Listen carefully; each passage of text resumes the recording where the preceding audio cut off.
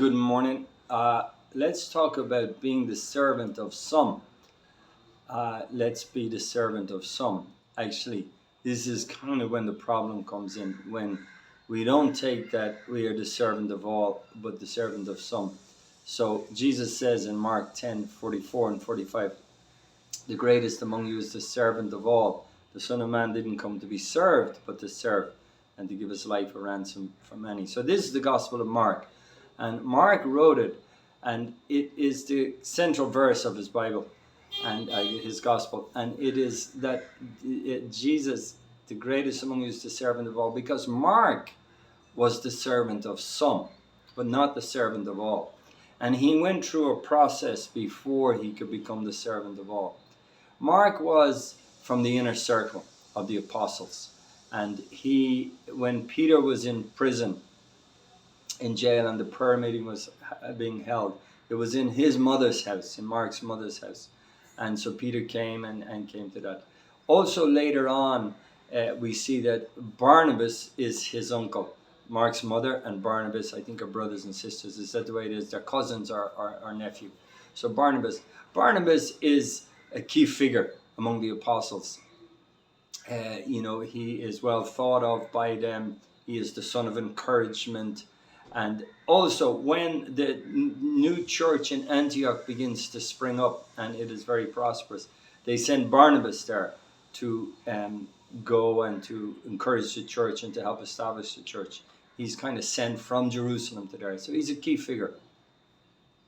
So what we learn about Mark is, he's in among this inner circle of the apostles. And he comes to Antioch with Barnabas, we assume, and he's there. And with Barnabas, he goes, Barnabas and Paul, on the first mission journey, sent out from the church in Antioch. Actually, the church sends out Paul and Barnabas. They pray and fast and set apart Paul and Barnabas. And Mark goes along with them. Seems mainly because he is the cousin of or nephew of Barnabas. And he goes and he's part of that mission trip. And it's great. He is a man of faith. He has come all the way from Jerusalem to Antioch. He has now gone from Antioch and he's gone out on a mission journey, the first mission journey. It's great adventure. It is big steps of faith. But there, as they go on, after some period of time, he turns back and he leaves Paul and Barnabas and goes back and returns to Antioch and I think back to Jerusalem. So the story goes on. The second mission journey happens, and Paul says to Barnabas, let's go again and visit all the churches. Barnabas wants to bring Mark again, and Paul is adamant that he doesn't come. So strong is the disagreement that Barnabas takes John Mark and goes to Cyprus, and Paul takes Silas and goes on the second mission journey with Silas. But Paul doesn't want John Mark with him. Very strong on it. Because he turned back. And it's not a petty thing, holding it against him. And it's hard to say for sure. But what seems to be the case is that Mark had a little bit of an attitude. That Mark is from the inner circle of apostles. He's not an apostle, but he's from that inner circle. He is the son in the faith of Peter. Peter later disciples him. And that's a great asset. He is in that place. And Barnabas is the one that brought Paul to Jerusalem. Paul is the outsider. He's not one of the apostles as far as he's concerned.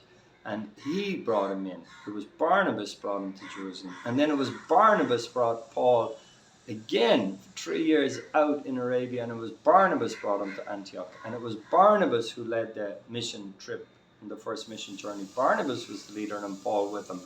But as time on that mission trip goes, we see the names changing from Barnabas, Paul to Paul and Barnabas, Paul and Barnabas. Paul starts to be raised up by God, and it's kind of evident that he is, but Mark doesn't want to submit to him. Mark doesn't want to take second stage to someone like Paul. He's an outsider, and he doesn't want to do it. And he has an attitude, and he carries that attitude with him. Mark is ready to be a servant to some, to be ready to be a servant to the apostles in Jerusalem. to be ready to be a servant of the church at Jerusalem.